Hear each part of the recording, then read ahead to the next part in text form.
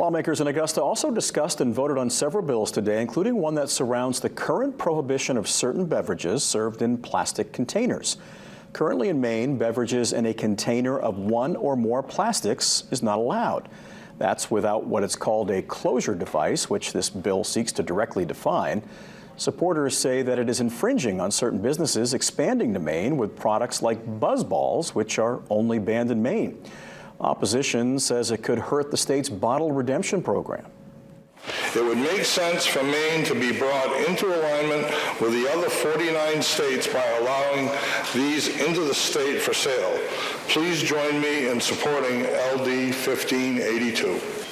The containers for this product would be the first mixed material beverage containers in our redemption system, and the only container in this program that is not recyclable.